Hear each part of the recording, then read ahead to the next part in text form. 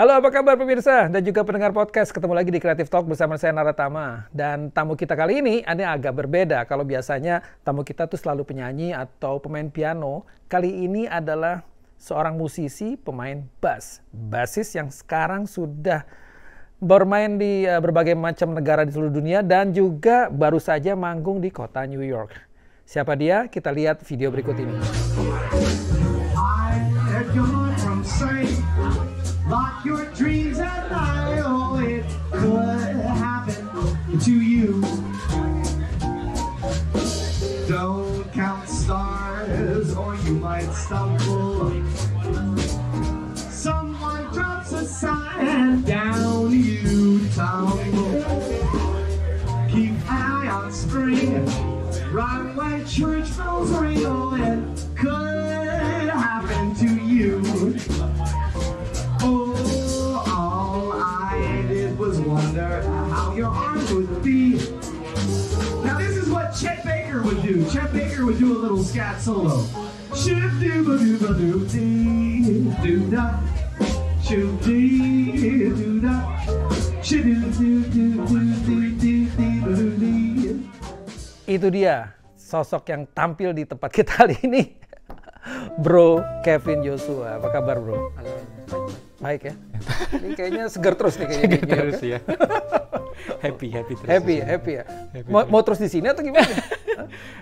Kepengennya begitu, cuman pengennya harus, gitu ya? harus pulang. Karena masih studi kan, jadi harus masih balik ke Belanda lagi. Ke Belanda. Ini Kevin ini emang susah sekali, jadwalnya penuh.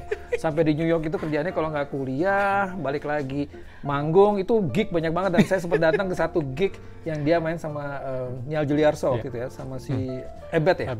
Balbet. Dia Bama, ya. Itu gimana ceritanya tuh? Aku nih lagi di tengah-tengah ngambil Master of Music di Netherlands, di Belanda. Jadi memang programnya itu di semester 3, kita memang ada kayak, kita dikirim dari sekolah untuk belajar di sini di New York. Kebetulan aku sekolahnya tuh di Queens, dan ya jadi Queens College ya? Queens College, dan aku nyampe di sini tuh kira-kira akhir Agustus. Ya dari situ ya kita harus, istilahnya harus survive, kenalan sama orang, terus datang ke jam session, networking dan lain-lain gitu. Jadi sekarang lagi ambil masters, apa? Masternya apa jadi? Master of Music Jazz, di Jazz Master Performance. of Music Jazz. Ya, Jazz Master Performance. of Music Jazz. Itu kalau boleh tahu belajar apa aja sih? Jadi kita harus bikin research tentang jazz. Jadi kita pilih topik, terus abis itu ya kita harus dalemin. Tapi lebih banyak main sih. Ujungnya sih kita lebih dikasih kayak peluang untuk main. Dan bagusnya lagi di program ini tuh tiap minggu itu ada dosen dari New York. Itu tiap minggu rolling. Tiap minggu rolling. Jadi dosen tamu dari New York langsung ngajar di Groningen. Jadi itu yang salah satu pertimbangan aku sih pilih sekolah itu ya gara-gara good program lah. Tapi kalau gitu sekolahnya itu master itu berapa lama? 2 tahun? Master 2 tahun ya. 2 tahun, Master tapi 2 tahun. ada di New York 6 bulan? 1 semester, jadi kira-kira 4-5 bulan lah. 4-5 bulan ya. Tadi belajarnya di sana Master of Art ya berarti, Master of Jazz. Music. Itu apa sih, gelarnya apa jadi? Master of Music sih, jadi gelarnya ya Master of Music aja.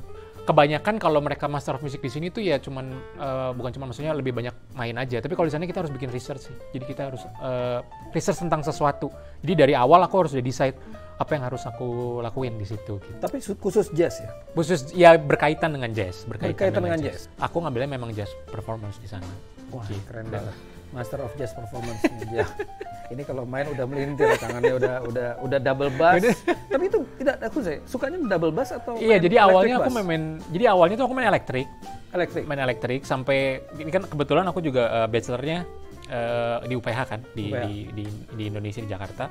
Itu aku masih main elektrik sampai semester 4. Masih main elektrik. Terus tiba-tiba pindah? Terus karena memang dari awal udah suka, karena pertama sukanya karena suaranya kan. Wah, suaranya kalau denger jazz recording semua pakai double bass kan. Jadi wah pengen, cuma waktu itu kan masih belum ngerti, banyak lah. Waktu itu juga nggak ada gurunya. Saat itu belum ada gurunya.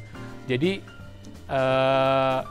semester 5 akhirnya memutuskan udahlah aku pindah instrumen deh. Apa sih yang membedakan kalau main lagi? Itu kan fretless juga kan. Itu apa yang membedakan main double bass sama elektrik? Kalau elektrik jelas ya ada. Jelas kelihatan gitu. Apa sih rasanya ya? Iya, sebenarnya ini 2 instrumen berbeda sih. Aku udah maksudnya sempat nanya sama beberapa orang yang bisa main 2 instrumen ini. Memang ini 2 instrumen berbeda. Jadi kalau elektrik kan dari sisi fingering aja udah jauh banget sama double bass. Apalagi produksi suara. Jadi macam-macam sebenarnya ini udah beda instrumen aja. beda instrumen, tapi kepuasan main double Kepuasan bass main.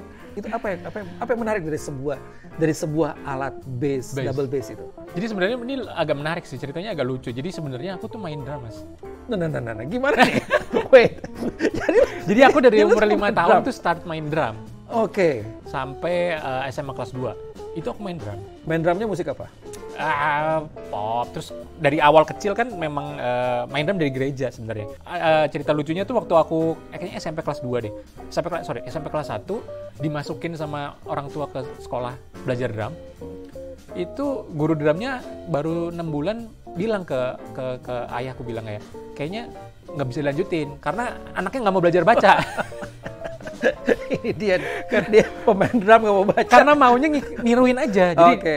gurunya main ditiruin langsung. Tapi itu kan sebenarnya ya karena mungkin masih kecil juga kan, nggak mau pokoknya. Nah setelah itu SMA kelas 2 tuh biasalah di sekolah tuh banyak ada festival band, kompetisi antar sekolah. Saat itu nggak ada pemain bass. Tidak ada pemain bass. Dan di sekolahku drummernya ada 2, aku sama temenku ada. Nah jadi pemain drum satu ini bilang, yaudah gini aja, kamu main bass.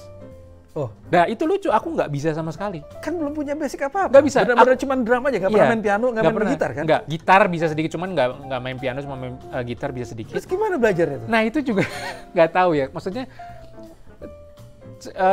ngelihat aja sih, lebih ngelihat aja. Jadi denger, oh mainnya kayak begini. Aku juga waktu pertama kali kompetisi itu instrumen bassnya minjem, Mas. Aku nggak punya instrumennya, jadi minjem. Jadi sebelum naik panggung pinjem teman. Gue pinjem ya, karena nggak ada instrumennya.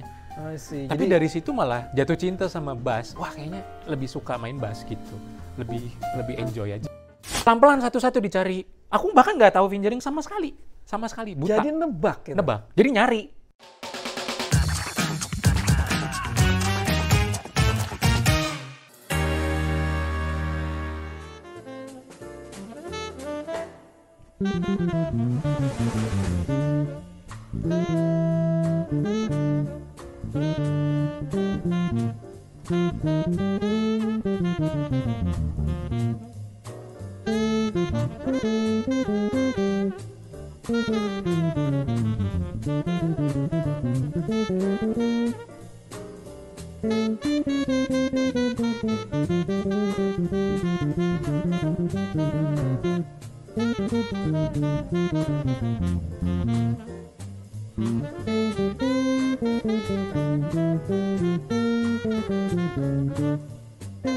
Pertama kali bayangin aja main drum, udah gitu main bass, baru main bass belajarnya Chick Corea, Iya, itu. Spain lagi, gila. Jadi gimana ini ceritanya? Aku juga waktu itu jadi nguliknya tuh not per not karena nggak bisa baca, nggak tahu posisi. Iya, jadi bener-bener dilambatin, terus cari sendiri, nggak tahu fingering, nggak tahu. Udah gitu zaman itu masih pakai kaset lagi. Nggak, udah digital? MP3. Udah MP3. MP3. Jadi bisa Iya, bisa dilambatin, terus bisa di pelan-pelan satu-satu dicari. Aku bahkan nggak tahu fingering sama sekali, buta. jadi nebak gitu. Nebak. Jadi nyari. Oh ini notnya apa? Ya dicari aja terus nggak tahu ini not apa. Dulu waktu kompetisi gitu. Baru belajarnya belakangan. Setelah kompetisi ikut juara gitu baru ya udah dia serius gitu. Baru belajar. Ini nggak tahu ini udah nalar kreatifnya di mana gitu. Dari drum yang nggak ini kemudian bass. Tapi udah fingering semua belajar sendiri berarti ya. Iya, akhirnya kan setelah kompetisi apa kelar baru belajar. Baru dibenerinnya tuh belakangan. Jadi aku nggak belajar dari YouTube ya? Belajar dari YouTube cuman kan nggak. Karena gini Mas, waktu itu waktuku mau kompetisi itu cuman kayaknya sebulan ya. Jadi nggak ada waktu buat fingering yang bener gimana, itu udah nggak ada urusannya. Yang penting bunyinya sama gitu aja dulu. Oh my goodness, ini baru keren nih. Orang belajar lagu Spain, itu pemain bassnya Kevin, 1 bulan belajar lagu Spain dan langsung ikut kompetisi. Menang nggak nih? Menang nggak? Menang lagi. Menang, dapat basis terbaik nggak? Dapat. Gak bener banget. Oh my goodness, ini udah nggak tahu antara bakat, kreativitas atau kegilaan Kevin aja nih. Gitu. Bayangin aja, langsung menang lagi ya. Iya waktu itu, tapi kan emang kota kecil kan, cuman Tetap aja Bo. maksudnya aja. cukup menyenangkan. Di kota lah. mana gitu? Di Cirebon. Aku Di dari Cirebon, emang asli emang Cirebon ya? sebelum asli Cirebon ya. Wah keren banget. Terus habis itu dari SMA, SMA aku ke UPH masuk musik. UPH masuk. Ya akhirnya niat mutusin serius deh mau Belajar baca dong ya. Akhir mau nggak mau. Oke deh, berarti gue mau hidup di musik itu gimana sih? Memang dari diri sendiri atau ada arahan orang tua atau punya om yang memang musicians? Ada role model nggak? Nggak ada. Jadi sebenarnya itu juga jujur waktu aku milih musik nggak ada kepikiran nanti bakal jadi apa atau bisa hidup dari musik gimana, itu nggak ada kepikiran waktu itu. Pokoknya main aja gitu? Pokoknya gue suka, ya gue mau gitu aja. Waktu itu. Terus ya orang tua ada dua pendapat sih, kayak ya ibu kan wajar lah, kayak kayaknya jangan deh, lu masuk komputer aja, kamu masuk komputer aja. Ekonomi ya gitu-gitu, lebih stable, dan which is aku bisa ngerti dari sisi orang tua. Tapi ayahku mah, kamu maunya apa itu? Suka serius, ya udah gitu. Apa yang mempengaruhi Kevin bisa jadi suka jazz? Apa karena terlalu banyak dengar? Apa karena gara-gara main sketch Korea? Enggak. Jadi habis dulu itu pindah ke Aldi Meola, pindah ke level 42 gitu. Tiba-tiba atau gimana? Mungkin karena denger aja sih. Jadi emang ayahku kan suka musik kan, suka. Waktu itu tuh Indonesia kan waktu tahun 80-90 itu penyanyi kayak misalnya Harvey Malaiholo. Nah, ayahku memang suka. Musiknya itu kan Elva Sessioria itu bagus kan. Maksudnya memang Maulana. Iya kayak gitu-gitu. Jadi emang disetelinnya dari kecil begitu. Dari kecil. Jadi ke bawah gitu, dan natural aja sih Mas. Aku natural, nggak, bukan yang kayak gimana. Jadi memang karena disetelinnya itu, jadi secara nggak sadar kepengennya kayak gitu musiknya. Berarti mesti terima kasih sama ayah. Iya. Gara-gara dengerin itu jadinya ke bawah. Tapi Vin kemudian dari UPH lulus ya, kemudian masuk S2 sekarang untuk master. Dan Kevin ini udah kemana-mana nih, udah bikin album tuh. Kalau kita Google tuh Kevin Joshua tuh album banyak banget tuh. Ada main sama Indra Lesmana, ada main sama Topati juga gitu. Terus ada dan juga ada keluarin album ya. Kalau sama Topati aku main sama Mas Bontot sih waktu itu di Belanda bareng sama Mas Dwiki. Oh, Mas Dwiki Darmawan. Mas Dwiki, Mas Topati gitu. Oke, itu sama. Ya kalau album sih aku kan ada album under namaku sama Sri Hanuraga sama Dira Sugandi gitu-gitu sih. Album yang under namanya apa? Biar sekalian nih, biar semua langsung. Oke, semua pemirsa dan juga pendengar podcast langsung ya, please go to Spotify, go ke Kevin Joshua. Gue promosiin lo nih. Jadi soalnya orang gila nih main bass. Jadi 2014 aku udah rilis album pertama. 2014? Contradiction judul albumnya. Ya, aku dengerin. Itu ada Robert Mulyana Harja gitar, terus Sri Hanuraga, terus Deska Anugrah di drum. Terus 2020 aku rilis yang kedua, itu album Direction judulnya. Nah kebetulan aku juga lucky tuh waktu itu ada trompet New Yorker namanya Alex Piagin.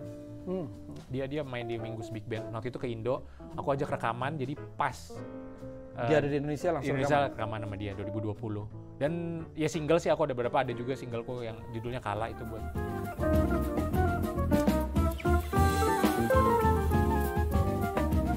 Gue dengerin lagu-lagu lo gitu kan, lagu-lagu ada lagu macam-macam deh, kemudian di Spotify. Nah kalau jazz itu kan mainstream rata-rata kita nggak hafal judul. Iya. Biasanya paling males ngapalin judulnya karena semua tuh yang penting enak, nikmat, dan kita taruh tiba-tiba ada lagu, ini judulnya Kala apaan nih, Kala Sang Surya atau apa gitu. Jadi Kala itu ternyata anak. Kala iya nama anak. Ya memang ada melodi aja sih sebenarnya. Jadi ada melodi aja datang, terus waktu itu kebetulan aku juga rilisnya pas di ulang tahun kedua. Jadi aku bilang, ya ini dedicated buat dia. Gitu terus. Lagi ganti-ganti pop-pop. Gitu. Tiba-tiba teng langsung bikin lagu. Ini orang super kreatif banget. Nggak tahu lagi nih gimana. Kalau misalnya pemain jazz yang orang-orang sebut mainstream ini banyak, jadi orang bisa lebih ke edukasi. Ini ada loh yang main jazz kayak begini.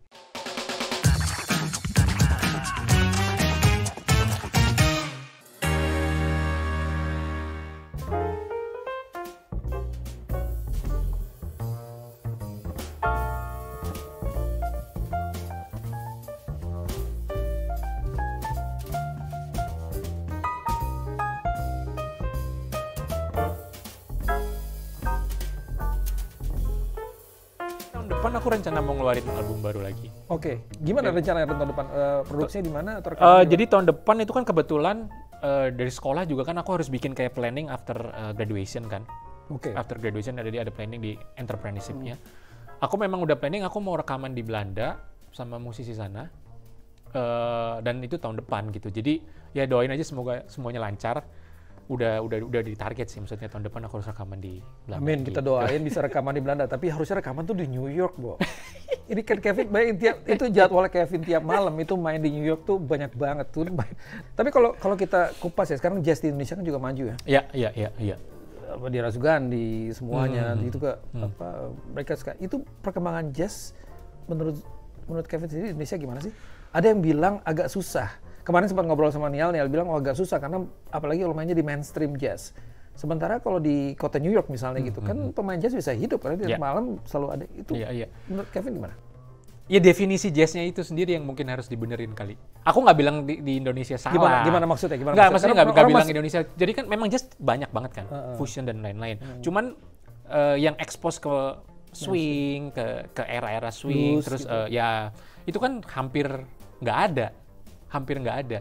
Jadi memang kalau misalnya pemain jazz yang orang-orang sebut mainstream ini banyak, jadi orang bisa lebih ke edukasi. Ini ada loh yang main jazz kayak begini, ada loh. Ya memangnya fusion juga ada gitu banyak. Tapi untuk pemain-pemain yang untuk mainstream agak susah sebenarnya, Mas. Tapi itu kan basic sebenarnya, bahwa sebelum orang main fusion jazz, mungkin main jazz, rock, main whatever jazz lah, genre bahkan blues gitu ya. Atau rock and roll itu kan basic mainstream itu harus ada karena improvisasi di situ. Karena kan memang chord miring di situ berangkatnya semua. dari sana kan. Nah, cuman menurut aku nih, mungkin aku salah, cuman yang pengamatan kebanyakan udah skip, Mas. Jadi begitu ada orang yang main mainstream, mereka bilangnya wah terlalu berat. Justru kan harusnya mereka kan basic. Itu. Jadi itu yang ngebuat gitu. kita agak maksudnya agak struggle. Ya Nial bilang juga benar kayak berat ya karena di situ. Apa karena nggak ada pasarnya? Menurut aku pasarnya kan bisa dibangun. Pasar sih bisa dibangun. Tapi yang mainnya ini juga nggak terlalu banyak kan. Yang kemudian venue-nya kali ya? Venue-nya juga nggak terlalu banyak gitu. Jadi ya memang harus long process lah. Tapi Indonesia kan sudah ada Java Jazz, ada Bromo Jazz, ada banyak banget gitu. Di Bali itu ada jazz, di Ubud Jazz, yes. Gitu kan. Kan mainstream juga mereka. Iya, tapi presentasenya aja sih, Mas. Maksudnya presentasenya aja, presentase berapa persennya. Maksudnya aku pernah dengar ya, waktu itu pernah ngobrol, jadi ada orang bikin penelitian, di Indonesia itu salah satu festival jazz terbanyak di dunia. Karena hampir tiap minggu ada. Oh ya? Iya, Indonesia itu adalah festival jazz terbanyak di dunia, karena tiap minggu ada. Kan ada, Mas, pernah dengar ada Sang Gigi Jazz. Iya, benar. Dari ujung Indonesia, pokoknya semua kota tuh bisa bikin festival jazz. Nggak tahu Jogja gimana. ada tuh juga. Jogja ada Ngayog Jazz. Ngayog Jazz. Tapi yang menarik dari penelitian itu, dia ngomong nama jazz tuh laku dijual di Indonesia, laku banget, jazz tuh laku, tapi orangnya nggak ngerti. Itu menarik sebenarnya. I see. Jadi nama jazznya tuh laku dijual. Jadi penggunaan kata jazz itu dipakai brand jazznya hanya untuk mengangkat eventnya. Tapi sebenarnya roh jazznya sendiri juga nggak ada. Ya kadang-kadang soalnya kita lihat nih ada jazz, tapi kok yang main dia ya? Kan gitu ya? Itu. Ya aku nggak bisa nyalahin juga kan banyak. Ya karena kebutuhan sponsor. Sebenarnya nggak ada masalah dengan itu, cuman presentasenya balik lagi. Menurut Kevin, gimana caranya untuk bisa bikin terobosan itu? Community kali. Aku mikir, ya jadi aku juga kan di Indo tuh berusaha ngebangun jazz community. Bukan sendiri, maksudnya bareng-bareng teman-teman yang suka musik ini. Semakin gede community-nya kan semakin bisa bisa ngeris banyak orang lah. Bisa ngeris banyak orang. Memang ini bukan perjuangan saya, perjalanan yang panjang sih. Kevin kan Gen Z sekarang. Udah lah milenial Gen Z. Itu gimana caranya sekarang mempopulerkan jazz Indonesia dengan konsep bahwa jazz pure jazz yang mainstream tadi? Aku bikin konser, maksudnya untuk event, untuk musik ini tuh di tempatku. Jadi kebetulan aku ada tempat. Terus aku bikin komunitas. Ya berangkat dari situ yang... Ada studio, ada tempat latihan atau apa? Jadi aku tempat main sih, masih kayak tempat konser kecil aja sih. Ya kayak perform gitu. Jadi sekarang kalau misalnya ada orang-orang yang mendengarkan dan juga menonton di sini, kemudian gimana caranya sih, seperti gue pengen jadi kayak Kevin, gimana caranya nih? Ada tips-tips nggak sih? Gimana caranya bisa belajar lagu Spain dalam waktu 1 bulan? tanpa baru pertama kali megang bass, tapi nah ini penting banget. Tips sebenarnya Kevin bagaimana megang bass langsung bisa main Spain dalam waktu 1 bulan. Enggak. Enggak mungkin. Kalau aku sih lebih lebih denger. Jadi maksudnya kalau kita udah suka musiknya, kita mau spend waktu banyak untuk dengerin musik, itu lebih mudah kalau aku ya. Karena gini, the biggest lesson that I've learned here, kayak aku take lesson sama the great player, itu mereka selalu bilang, lu harus listen carefully everything. Like di lagu ya, lu harus listen carefully. Kayak lu harus tahu melodinya dengan benar, lu harus tahu chord progressionnya dengan benar. Itu seperti basic, tapi itu sebenarnya core dari semuanya. Jadi itu yang ngebedain aku sama, maksudnya kita gitu sama orang-orang yang the great, mereka benar-benar tahu. Dan kalau mau cepet berkembang ya harus benar-benar tahu apa yang dimainin di situ. Tapi perlu bakat nggak sih? Bakat, aku bisa bilang ya banyak pro kontra lah. Bakat pasti perlu. Menurut aku pasti perlu bakat, perlu. Tapi ada orang juga yang nggak terlalu berbakat tapi kerja keras juga bisa. Menurut aku ya. Jadi mungkin bakat pasti cuman mempercepat proses belajar aja. Menurut aku ya. Bakat itu mempercepat aja sih. Jadi mungkin untuk sampai ke A, kalau bakat cuman butuh waktu 2 jam. Tapi untuk beberapa orang butuh 10 jam. Gitu ya, tapi bakat yang mempercepat sih. Ya, tapi semua bisa asal learning juga. Tapi kalau nggak punya bakat ya buat apa juga musisi gitu kan. tapi ini bagus banget nih. Ada tips nggak satu lagi? Apa tuh? Kira-kira buat menginspirasi para pendengar dan juga penonton TV. Ya paling kalau aku tetap jalanin apa yang kalian suka aja sih. Kalian ya bukan passion tapi sebenarnya kita udah tahu kita sukanya di sini nih, dan tetap kalau aku sih tetap tekunin gitu, tetap pantang menyerah. Jadi pokoknya tetap ya kasih all out aja sebisaku gitu. Kalau memang mau turun di bidang musik ya harus all out gitu. All out aja gitu. All out. Jadi harus belajar, dan all outnya itu sekali lagi pakai bass. Ini gila. Kevin, thank you banget Mas. Ini mampir ke kantor VOS Studio dan kita cerita soal dunia bass. Ntar gue ngomong sama anakku juga deh. Anak saya juga main bass soalnya. Oke pemirsa, itu dia tadi obrolan kita dengan Kevin Joshua, dan jangan lupa untuk go to Spotify. Ya. Dengerin Direction ya. Direction. Dan kita tunggu album berikutnya, dan di album berikutnya kita dengerin dan pasti ada improvisasi. Oh, aku nanya satu lagi. Iya. Vin, sebelum ini, improvisasi itu perlu kreativitas nggak sih? Perlu. Improvisasi perlu kreativitas ya. Oke, jadi kita untuk mewakili kreativitas itu adalah dengan tadi ya, dengan sungguh-sungguh all out itu ya? Iya, perlu kreativitas. Karena kan memang